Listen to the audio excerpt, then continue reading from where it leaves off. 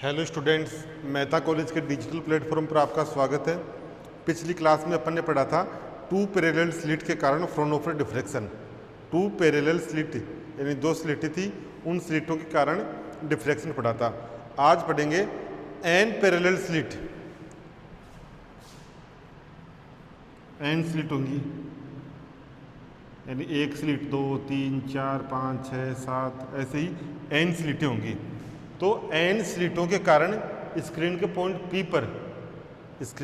P पर फ्रोनहोफर diffraction. अब यहाँ एन स्लिटें हैं तो होगा क्या इसमें वही आपका एक प्रकाश स्रोत होगा, मोनोक्रोमेटिक लाइट सोर्स। उससे तरंगें सभी दिशाओं में जाएंगी, उत्तल लेंस लगाएंगे, उत्तल लेंस किरणों को समांतरित कर देगा। यानी अपने पास एक प्लेन वेव फ्रंट आएगा इस एपरेचर पर या इन स्लिटों पे आएगा। तो इन स्लिटों पर जब ये प्लेन वेव आएगा तो प्लेन वेव का प्रत्येक बिंदु एक सेकेंडरी लाइट सोर्स का काम करेगा। सेकेंडरी लाइट सोर्स से वेवलेट्स उत्पन्न होंगी, वेवलेट्स डिफ्रैक्टिव होंगी, विवर्तित होंगी, विवर्तित वेवलेट्स पैरेलल जाएंगी, उत्तल लेंस लगाएंगे, उत्तल लेंस से उनको पर्दे के एक बिंदु पर फोकसित कर लेंगे। तो सबसे पहले तो इसका डायग्राम बना लो।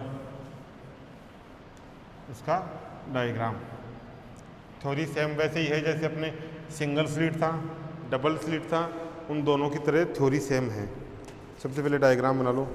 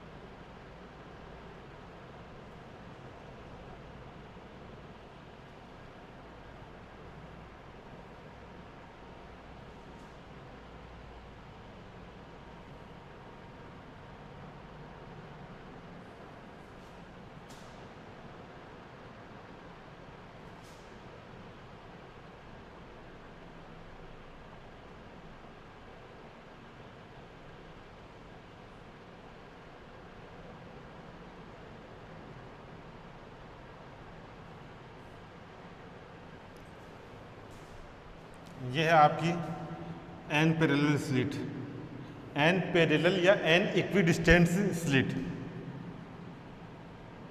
Parallel slit.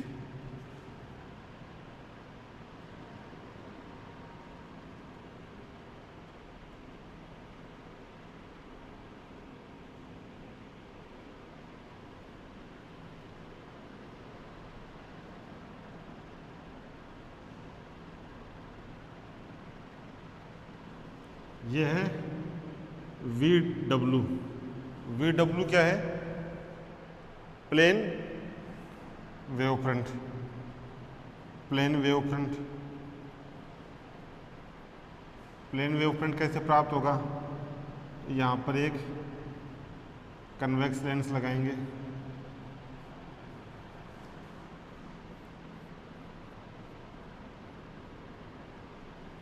ये है monochromatic light source. Monochromatic light source, monochromatic light source, यह है आपका कन्वेक्स लेंस L1। क्या है? Convex lens L1, convex lens L1। यह है आपका convex lens L2, convex lens L2, convex lens L2। ये एंगल है आपका थीटा, थीटा। ये A B C D E F G H, ये हैं आपके slit, slit A B, slit B C, slit B C, C A B B C C D E F. तो ये चलती जाएंगी, अनंत स्लिटें हैं, एंड है। ये हो गया, ये पॉइंट पी है। ये डायग्राम बनाओ, फिर लिखते हैं।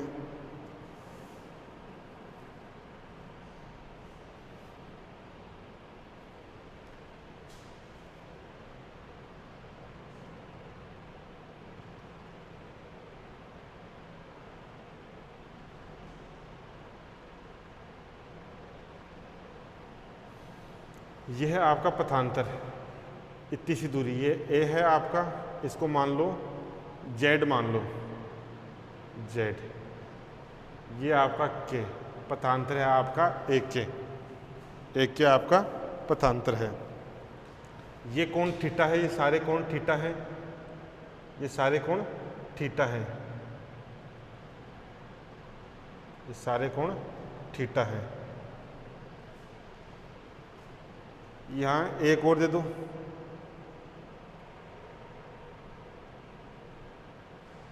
यह है आपका डिफ्रैक्टेड प्लेन वेव फ्रंट, विवर्तित तरंगागर, V dash W dash, diffracted plane wave front, diffracted plane wave front, विवर्तित समतल तरंगागर। यह बनाओ।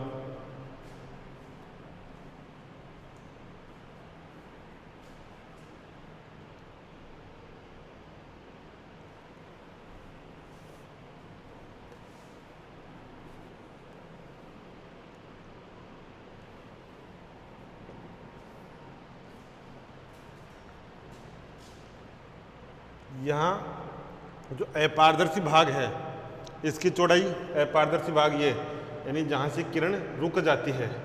देखो यहाँ से ये किरण आई, ये किरण आगे नहीं जा रही, रुक गई। यहाँ से ये किरण आई, ये रुक जाती है।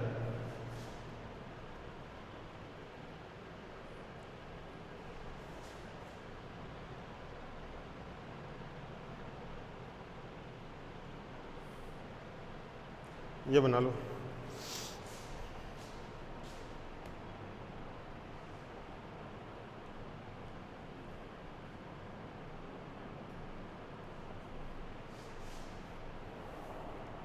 इसमें लिखूं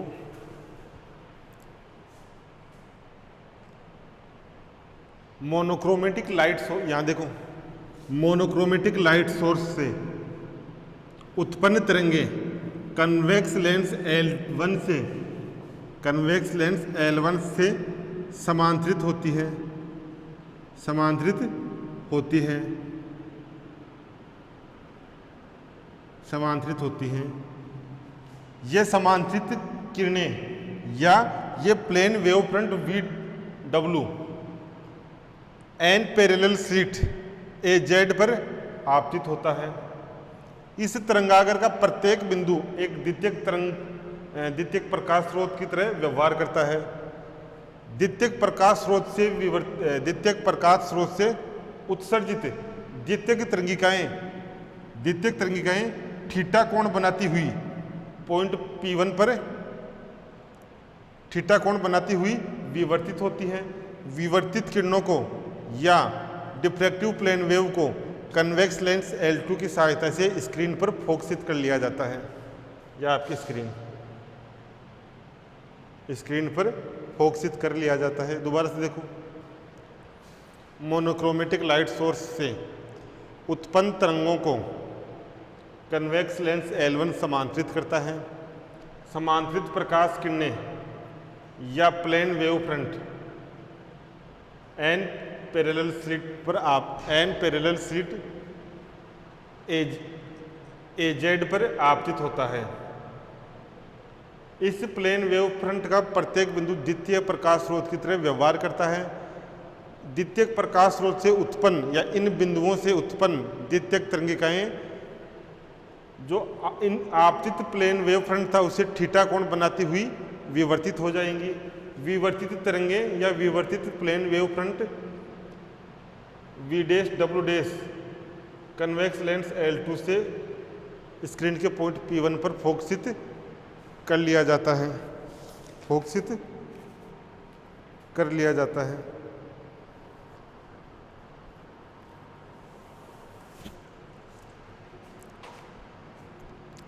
और जो ये स्लिट हैं, इन स्लिटों के मध्य बिंदु से जो किरणें विवर्तित होंगी वो पॉइंट P पे जाएंगी और P पर उनमें कलांतर नहीं होता, उनमें कलांतर पथांतर नहीं होता। इस कारण वहाँ पर हमेशा उच्चिष्ट बनेगा। तो सबसे पहले लिखो P बिंदु के बारे में लिख लेते हैं। इसमें लिखो प्रत्येक रेखा छिद्र की चौड़ाई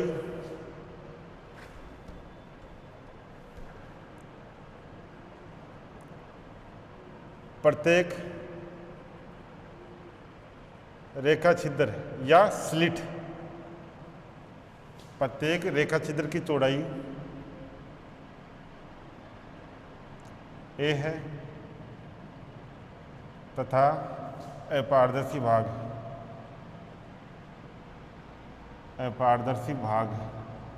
की चौड़ाई B है। अपारदर्शी भाग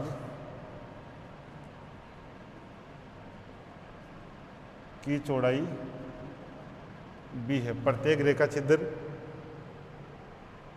की चौड़ाई A है तथा अपारदर्शी भाग की चौड़ाई B है। रेखा छिद्रों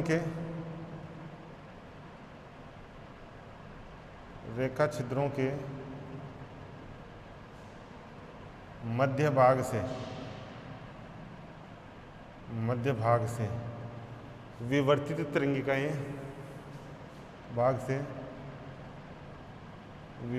तरंगिकाएं स्क्रीन के पॉइंट P पर पहुंचती है। स्क्रीन के पॉइंट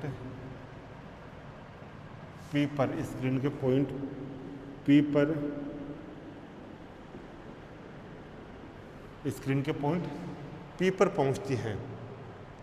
इन तरंगिकाओं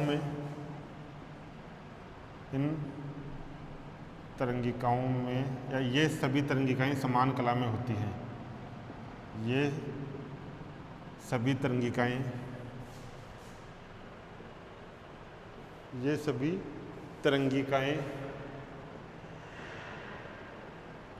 समान कला में होती हैं। ये सभी तरंगिकाएं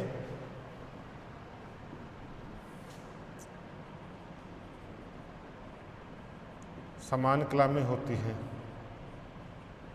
ये सभी तरंगिकाएं समान कला में होती हैं। अतः इनमें पथांतर शून्य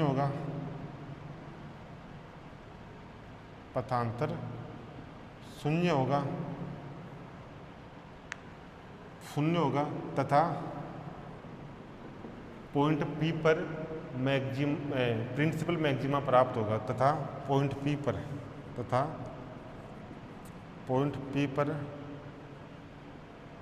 प्रिंसिपल मैक्सिमा मुख्य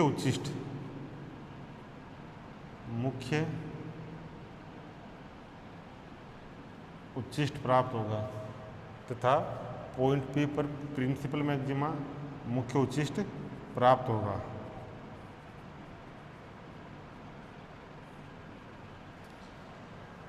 ये लिखो जो आपकी स्लिट है,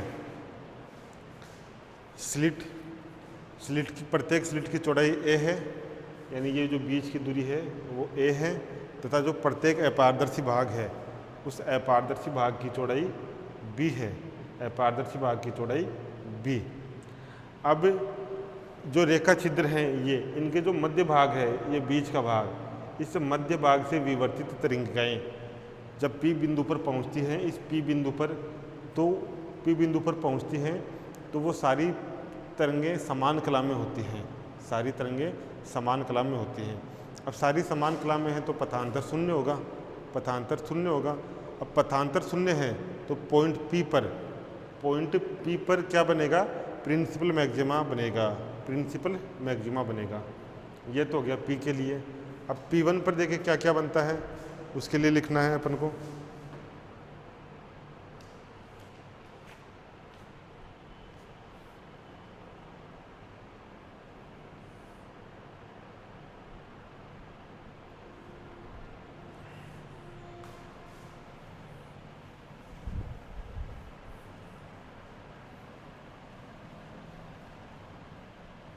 अब करते हैं जो ये डायग्राम है इसकी बात, यानी पॉइंट P1 पर क्या हो रहा है?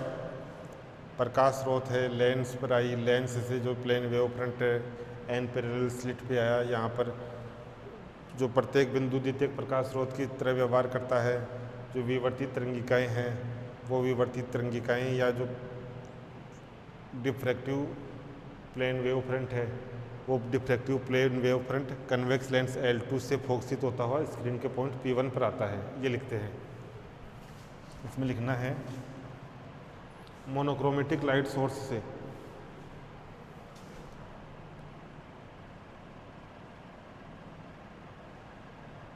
मोनोक्रोमेटिक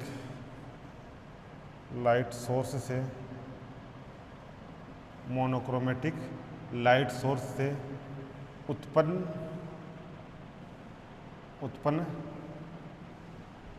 तरंगे कन्वेक्स लेंस L2 से, कन्वेक्स लेंस L1 से, कन्वेक्स लेंस L1 से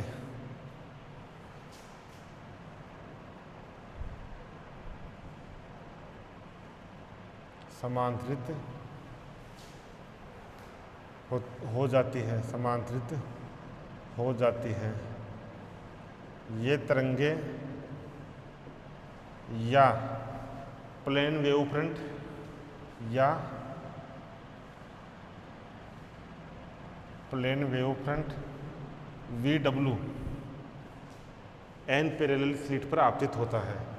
VW एन पैरेलल स्लिट्स पर आपतित होता है, आपतित होता है।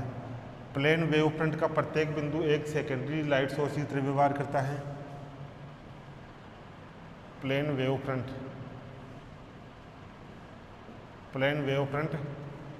VW का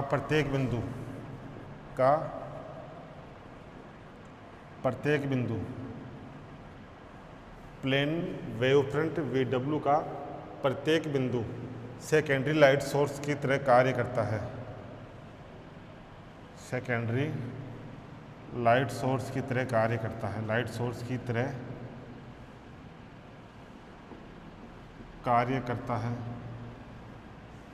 प्लेन वेव फ्रंट VW का प्रत्येक बिंदु सेकेंडरी लाइट सोर्स की तरह कार्य करता है। इन बिंदुओं से उत्सर्जित द्वितीयक तरंगिकाएं अग्र दिशा में अग्रसित होती हैं। उत्सर्जित द्वितीय तरंगिकाएं अग्र दिशा में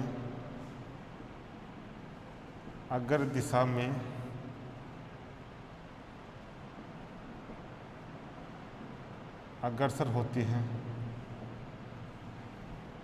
सेकेंडरी लाइट सोर्स की तरह कार्य करता है। इन बिंदुओं से, यहाँ पर से कर लेना, इन बिंदुओं से उत्सर्जित द्वितीयक तरंगिकाएं अग्र दिशा में अग्रसर होती हैं। इंसिडेंट प्लेन वेव व द्वितीयक तरंगिकाओं या इंसिडेंट प्लेन वेव से थीटा कोण बनाते हुए द्वितीयक तरंगिकाएं विवर्तित होती हैं।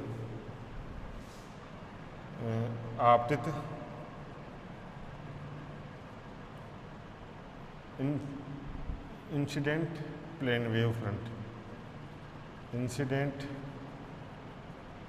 Plane wave front, incident plane wave front से थीटा कोण बनाते हुए, थीटा कोण बनाते हुए, इंसिडेंट प्लेन वेव से थीटा कोण बनाते हुए ये तरंगिकाएं, ये तरंगिकाएं या विवर्तित तरंगागर, या विवर्तित तरंगागर, विवर्तित तरंगागर, ये तरंगिकाएं या विवर्तित तरंगागर को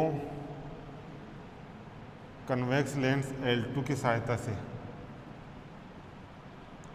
कन्वेक्स लेंस L2 की सहायता से, L2 की सहायता से स्क्रीन के पॉइंट P2 पर, स्क्रीन के पॉइंट P1 पर, स्क्रीन के पॉइंट P1 पर फोकसित करा लिया जाता है, फोकसित करवा लिया जाता है,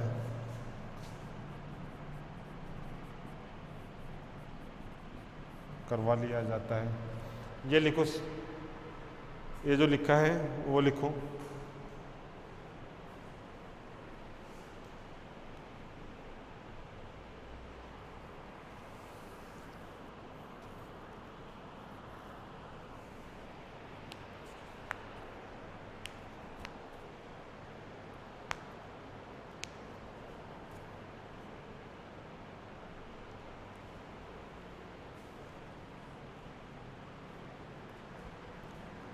क्या किया, मोनोक्रोमेटिक लाइट सोर्स, ये वाला मोनोक्रोमेटिक लाइट सोर्स से उत्पन्न तरंगे, ये तरंगे उत्पन्न हो रही है, ये तरंगे कॉन्वेक्स लेंस से, कन्वेक्स लेंस से समांतरित हो जाती हैं। ये तरंगे या ये जो प्लेन वेव फ्रंट है VW, ये plane wave front N parallel slit AZ पर, N parallel slit, slit AZ भी कर लेना कोष्ठक में, AZ पर आपतित होता है, AZ पर आपतित होता है। अब जो प्लेन वेव फ्रंट था VW, इस प्लेन वेव फ्रंट का प्रत्येक बिंदु सेकेंडरी लाइट सोर्स की तरह व्यवहार करता है, प्रत्येक बिंदु सेकेंडरी लाइट सोर्स की तरह व्यवहार करता है। इंसिडेंट प्लेन वेव फ्रंट का प्रत्येक बिंदु सेकेंडरी लाइट सोर्स की तरह व्यवहार करता है। अब जो सेकेंडरी लाइट सोर्स है, इससे वेवलेट्स, तरंगिकाएं उत्पन्न होंगी, और ये तरंगिकाएं अग्र दिशा में चलती हैं, यानी आगे की ओर जाएंगी। तरंगिकाएं उसी दिशा में जाती हैं जिस दिशा में तरंगों की गति हो, अग्र दिशा में जाए, अग्र दिशा में अग्रसर होंगी। अब ये द्वितीयक तरंगिकाएं या जो डिफ्रैक्टेड प्लेन वेव है, वो इंसिडेंट वेव फ्रंट से थीटा कोण बनाते हुए, थीटा कोण बनाते हुए आगे की ओर अग्रसर होगा। बीच में कन्वेक्स लेंस L2 लगा के इसको स्क्रीन के पॉइंट P1 पर फोकसित कर लिया जाता है। इसके बाद लिखो,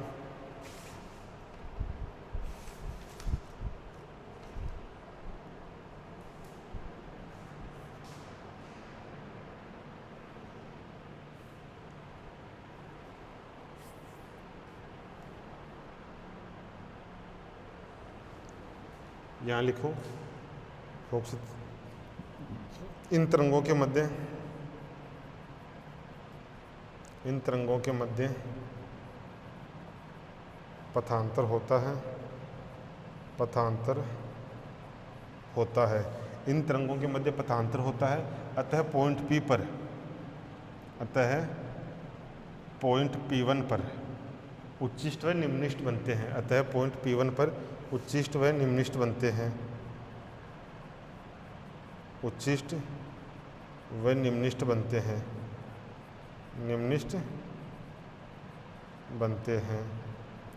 अतः पॉइंट P1 पर उच्चिष्ट व निम्निष्ट बनते हैं। अब जो सिंगल स्लिट, यहाँ तक लिखो एक बार फिर करते हैं।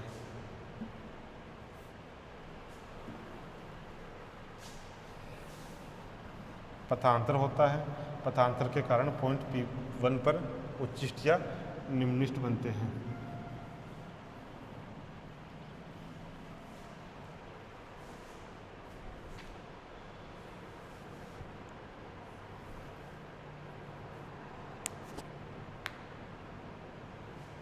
अब जो सिंगल स्लिट प्रिंसिपल था, सिंगल स्लिट प्रिंसिपल क्या था कि कोई किरण थीटा कोण से विवर्तित होती है, तो या थीटा कोण से विवर्तित होने वाली किरणों से परिणामी आयाम कितना होता है, परिणामी इंटेंसिटी कितनी होती है।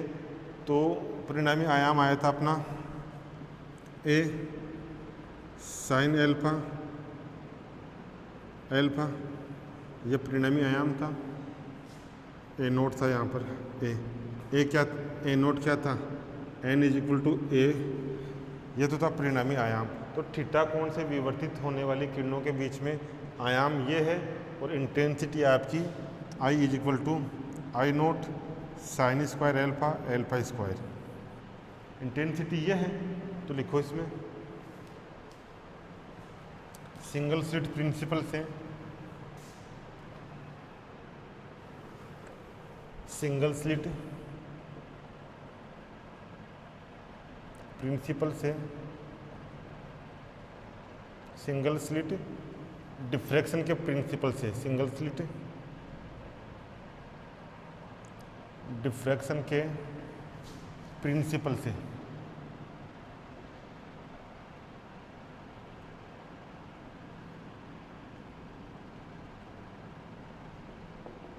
सिंगल स्लिट डिफ्रैक्शन के प्रिंसिपल से थीटा कोण से,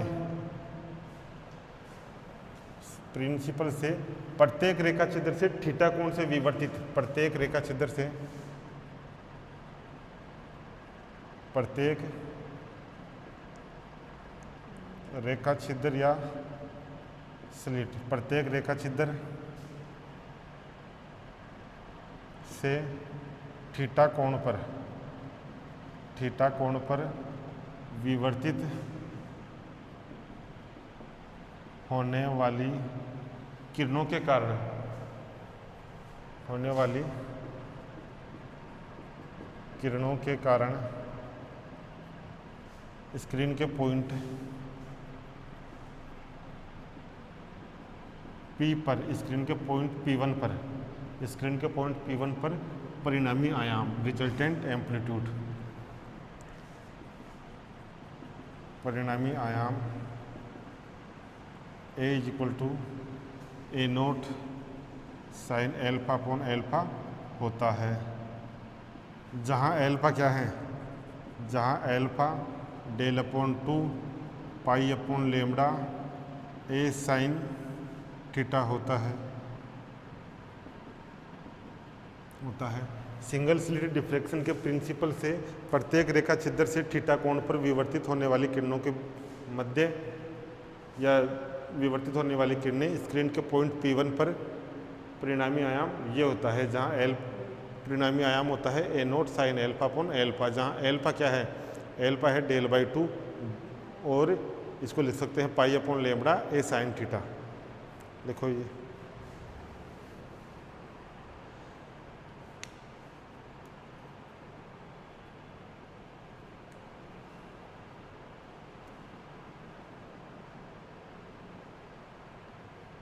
आगे लिखो,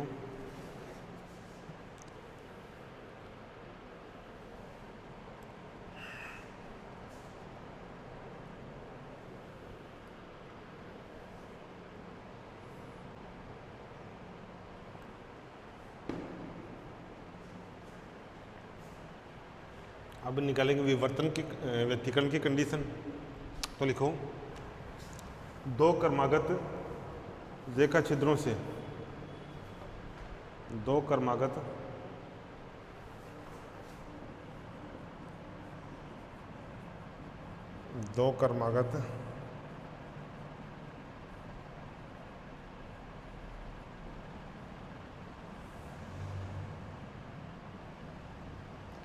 दो क्रमागत रेखा छिद्रों से थीटा कोण पर विवर्तित थीटा कोण पर विवर्तित तरंगों के मध्य पथांतर, विवर्तित तरंगों के मध्य पथांतर। दो क्रमागत रेखा छिद्रों से थीटा कोण पर विवर्तित तरंगों के मध्य पथांतर। ये पथांतर होता है आपका a plus B sine theta. ये आ गया पथांतर। पथांतर इसको ये कर लो, पथांतर एक के, पथांतर एक के del is equal to a plus B sine theta. ये वाला पथांतर ए बी साइन थीटा, ये पथांतर है। तो कलांतर क्या हो जाएगा? कलांतर और पथांतर में रिलेशन होता है। कलांतर is equal to 2 pi lambda into path difference पथांतर। अतः कलांतर तथा कलांतर क्या होगा? 2 पाई लेमड़ा इंटू पथांतर।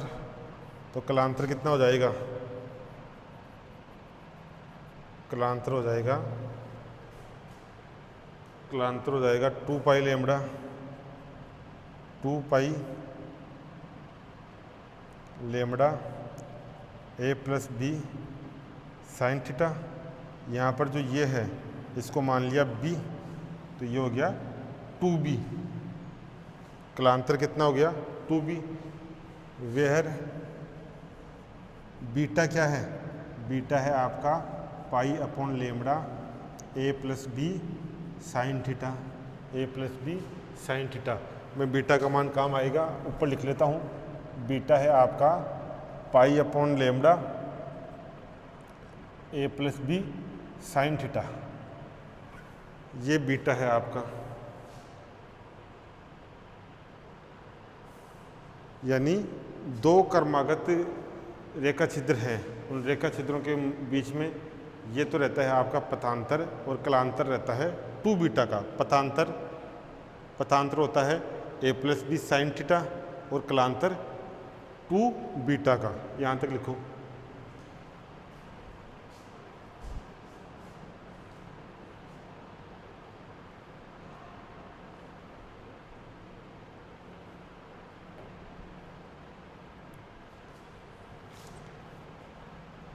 उतारो इसको।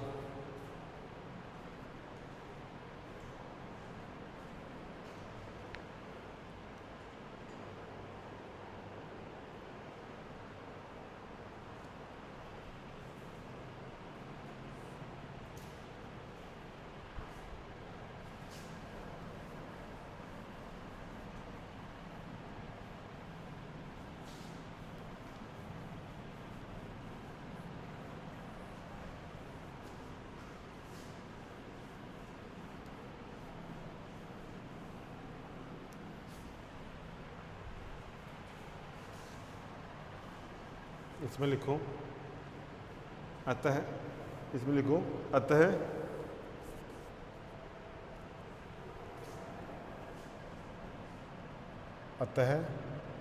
दो क्रमागत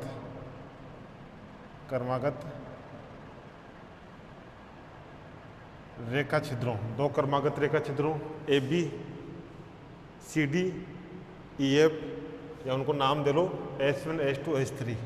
तो दो क्रमागत रेखा छिद्रों S1 S2 S2 S3 जो भी है आगे, तो दो क्रमागत रेखा छिद्रों के मध्य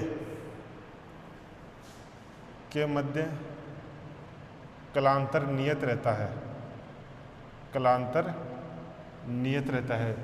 दो क्रमागत रेखा छिद्रों के मध्य कलांतर नियत रहता है। नियत रहता है और कलांतर का मान कितना है अभी, तथा उसका मान 2 बीटा होता है। नियत रहता है तथा कलांतर का मान कलांतर का मान 2 बीटा होता है तथा कलांतर का मान 2 बीटा होता है। अतः दो क्रमागत रेखा छिद्रों S1 S2 S3 के मध्य कलांतर नियत रहता है तथा कलांतर का मान 2 बीटा होता है। कलांतर का मान 2 बीटा, बीटा का मान अपने पास ऊपर दे ही रखा है, 2 बीटा होता है। अतः नेक्स्ट लिखो, अतः n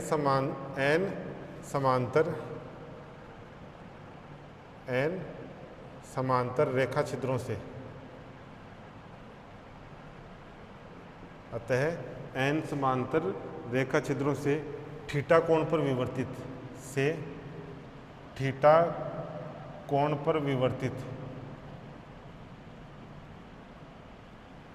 n समांतर रेखा छिद्रों से थीटा कोण पर विवर्तित तरंगों में आयाम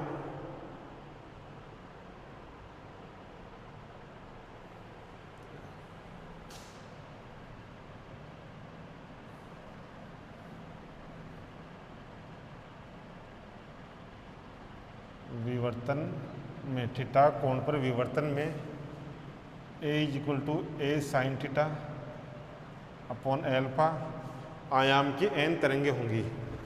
आयाम की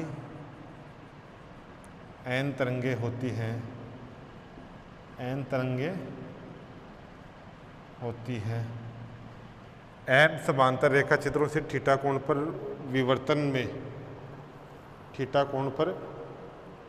विवर्तन में इस आयाम की n तरंगे होती है जिनके मध्य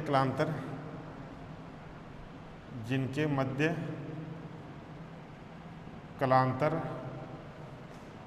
2b या उत्तरोत्तर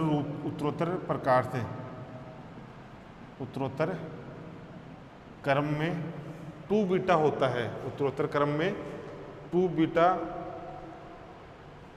उत्तरोत्तर रूप से कलांतर 2 बीटा उत्तरोत्तर क्रम में या उत्तरोत्तर रूप से बढ़ता रहता है। उत्तरोत्तर रूप से बढ़ता रहता है। अब इन तरंगों का जो परिणामी आयाम है उसको वेक्टर पॉलीगॉन मेथड से ज्ञात करते हैं। इन तरंगों के आयाम को सदिशों की बहुभुज विधि, आयाम को सदिशों की बहुभुज विधि,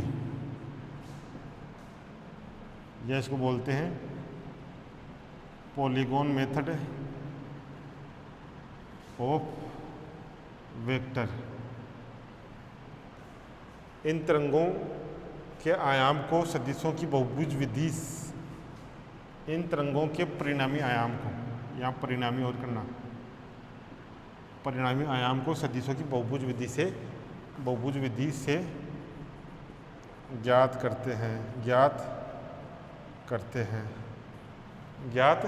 करते हैं।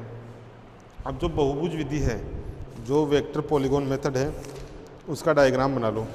वेक्टर पॉलीगॉन मेथड का डायग्राम इधर बना लेते हैं। वेक्टर पॉलीगॉन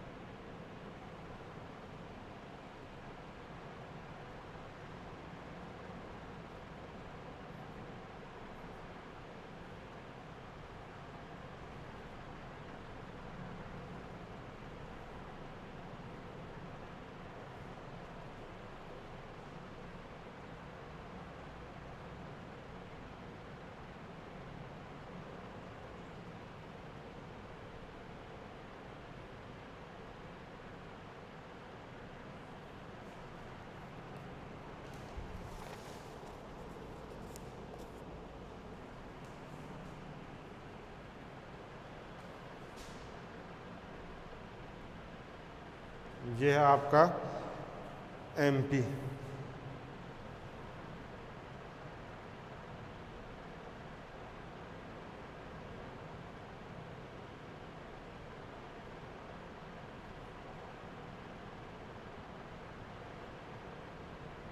MP ये है आपका जो चाप बन रहा है, इस चाप का केंद्र O, चाप का केंद्र O।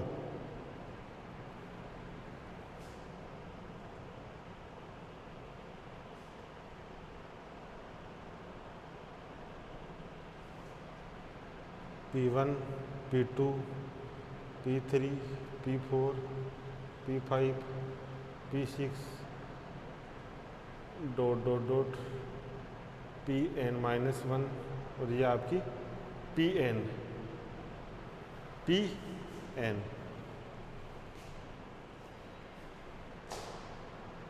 ये आपकी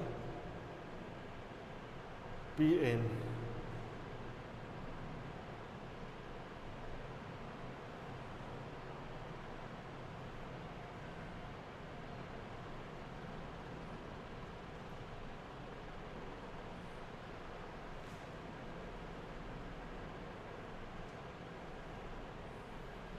ये वाला बना लो। एंगल कितना होता है? ये आपका 2 बीटा इन दोनों के बीच में, 4 बीटा इन तीनों के बीच में उत्तरोत्तर रूप से 2 गुना बढ़ता जाता है, उत्तरोत्तर रूप से 2 गुना। ये 6 बीटा, ऐसे ही ये कोण 8 बीटा उत्तरोत्तर रूप से बढ़ता जाता है। और जो लास्ट वाला ये वाला, ये हो जाएगा आपका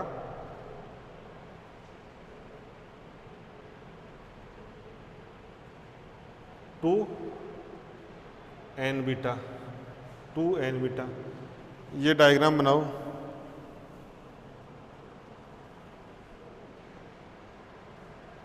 डायग्राम बनाओ पॉलीगॉन मेथड का।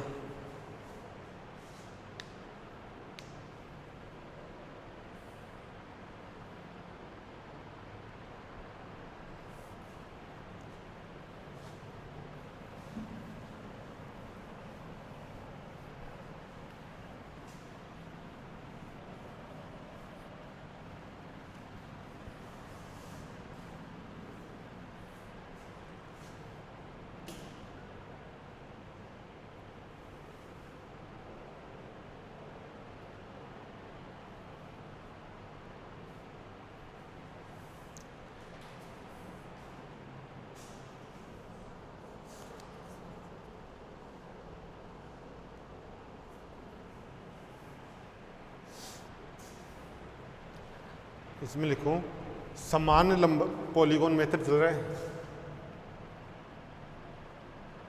पॉलीगॉन मेथड ऑफ वेक्टर बहुभुज विधि। यह आपके इसी में चल रहा है, Fraunhofer deflection due to N parallel slit. इसमें लिखो समान लंबाई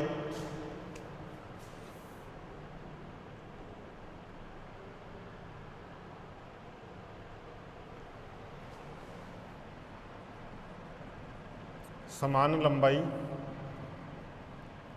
के सदिश, समान लंबाई के सदिश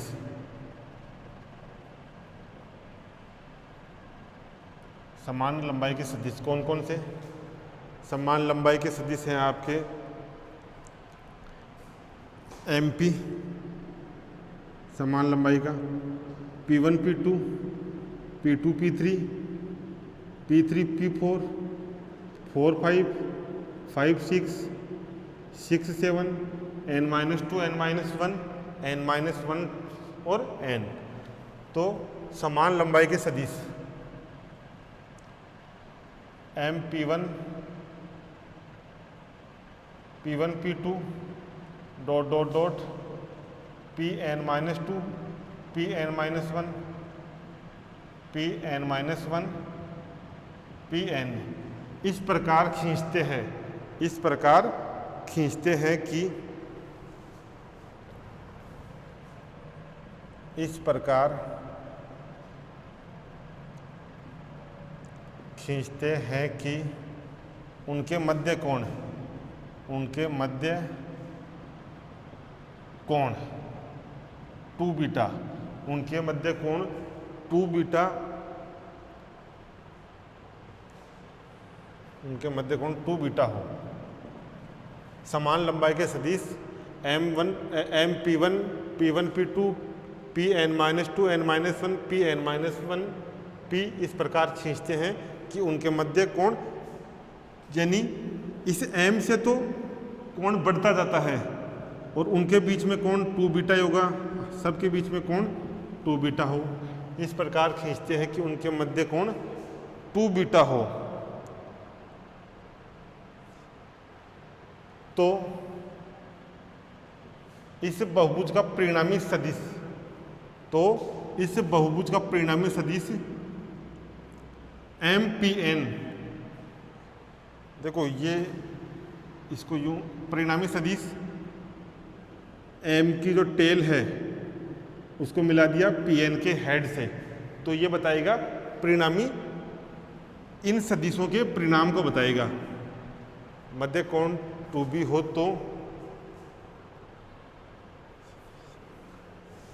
तो इस सदिश बहुभुज का, इस सदिश बहुभुज का परिणामी सदिश, परिणामी सदिश, परिणामी सदिश कौन सा? MPN। इस सदिश बहुभुज का परिणामी सदिश MPN परिणामी आयाम को व्यक्त करता है, परिणामी आयाम को, परिणामी सदिश MPN परिणामी आयाम को व्यक्त करता है, परिणामी आयाम को व्यक्त करता है, परिणामी आयाम को व्यक्त करता है। यदि रेखा छिद्रों की संख्या अधिक हो, यानी यदि n का मान अधिक हो, कैपिटल N क्या है? रेखा छिद्रों की संख्या। यदि n का मान अधिक हो, यदि n का मान यानी रेखा छिद्रों की संख्या, रेखा छिद्रों की संख्या, यदि n का मान अधिक हो तो प्रत्येक सदिश का आयाम कम होता है, तो प्रत्येक सदिश का आयाम कम होता है, सदिश का आयाम कम होता है। यदि n का मान अधिक हो, n का मान, ये तो लिखा है नहीं, n का मान अधिक हो,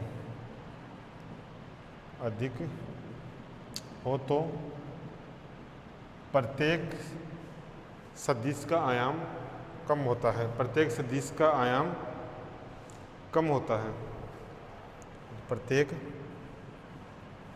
सदिश का आयाम कम होता है, हो तो प्रत्येक सदिश का आयाम कम होता है। अतः MP1 P1 P2 Pn-2 n-1 Pn-1 Pn, अतः MP1 P1 P2 Pn-2 Pn-1 Pn-1 n एक चाप MPN की रचना करते हैं, एक चाप MPN की रचना करते हैं।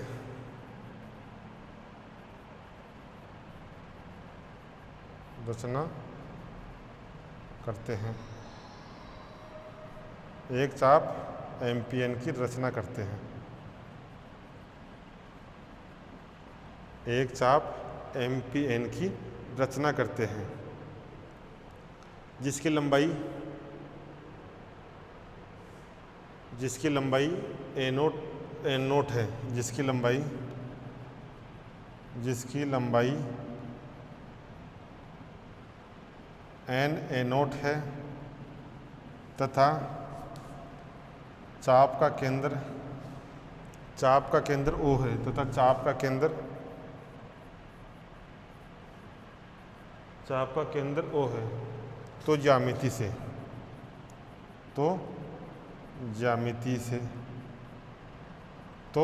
ज्यामिति से लिखो।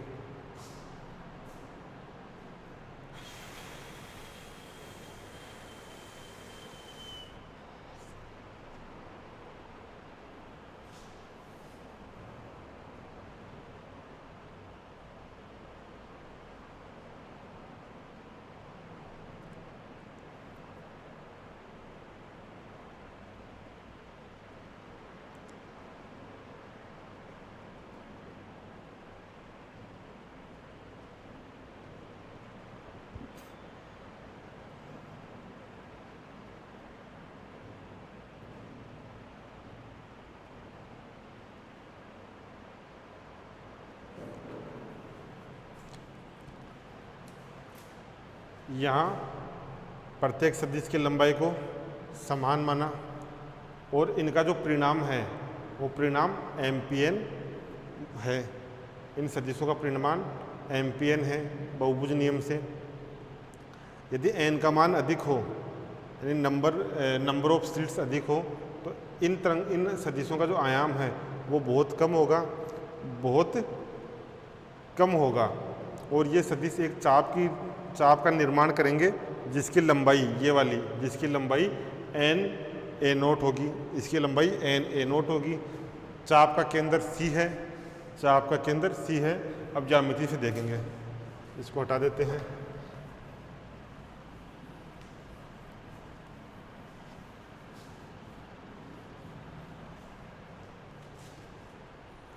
MP1 का मान क्या आएगा? MP1 का मान साइन का रिलेशन लगेगा, तो MP1 का मान आ जाएगा, MP1 आएगा अपना 2OM साइन बीटा MP1 का मान ये आ गया। MPN का मान आएगा आपका 2OM साइन n बीटा 1 और 2।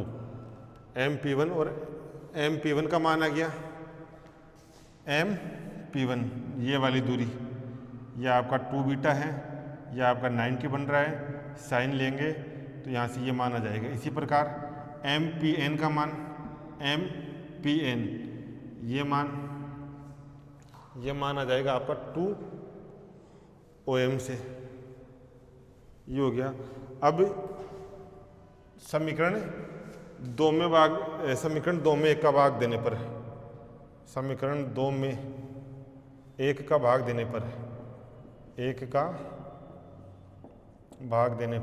2 में भाग दो तो MPN upon MP1 is equal to sine n beta upon sine beta, ये आ जाएगा sine n beta upon sine beta.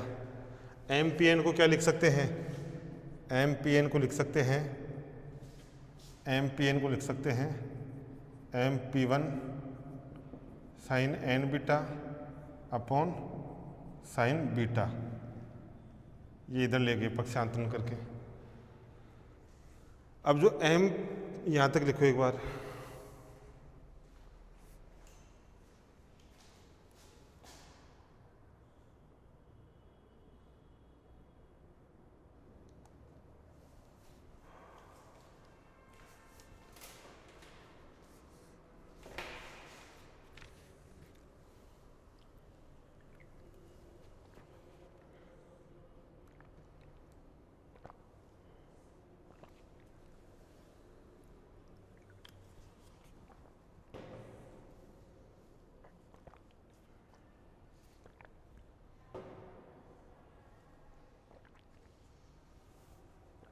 ये MPN तो क्या है?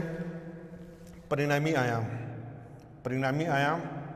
ये है आयाम, यानी ये तो है आपका आर और ये है आर टोटल। तो आर परिणामी आयाम,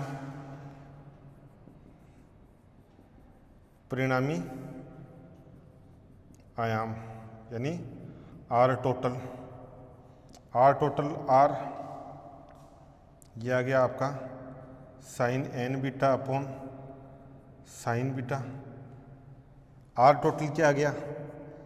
आर टोटल आ गया, आर का मान रखेंगे तो R naught sine alpha upon alpha, sine alpha upon alpha परिणामी आयाम का मान, और ये आ जाएगा sine N beta upon sine beta. ये तो आ गया आपका आर टोटल, ये तो आ गया आर टोटल। अब परिणामी तीव्रता, परिणामी तीव्रता यहाँ लिख लेते हैं, where R naught maximum amplitude, where R naught है एन ए और ये है मैक्सिमम एम्पलीट्यूड।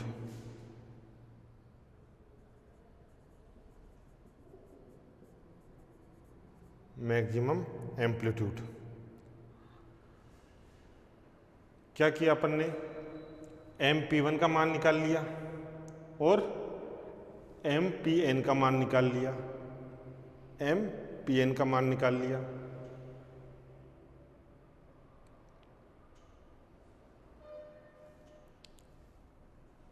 इसको हटा देते हैं डायग्राम को। ये तो आ गया परिणामी आयाम। अब इसमें भी व्यतिकरण का घटक और ये व्यतिकरण का और ये विवर्तन का, इसमें लिखो परिणामी तीव्रता, परिणामी तीव्रता। परिणामी तीव्रता क्या हो जाएगी? आई टोटल क्या होगी? आई टोटल आर टोटल के स्क्वायर के बराबर होगी। आई टोटल ये होगी, आर टोटल है आर टोटल के स्क्वायर के बराबर, तो आई टोटल आ जाएगी अपनी, आई टोटल आ जाएगी R naught square sine alpha upon alpha square, ये आएगी sine N beta upon sine beta का स्क्वायर। इसको क्या लिख सकते हैं? आई नोट, तो ये आ जाएगी I total I naught sine alpha upon alpha square sine N beta upon sine beta square. ये आ गई आपकी total intensity. Where I naught क्या है? आई नोट है आपका आर नोट स्क्वायर, या इसको बोल सकते हैं एन स्क्वायर ए स्क्वायर। यह है आपकी maximum intensity, maximum intensity, maximum intensity आ गई। अब यहाँ देखो, एक तो है ये और एक है ये, यानी इसमें विवर्तन घटक भी है और इंटरफेरेंस व्यतिकरण कंपोनेंट भी है, यानी इसमें विवर्तन घटक है और व्यतिकरण घटक है। अब ये तो है आपका ये तो है आपका डिफ्रैक्शन कंपोनेंट,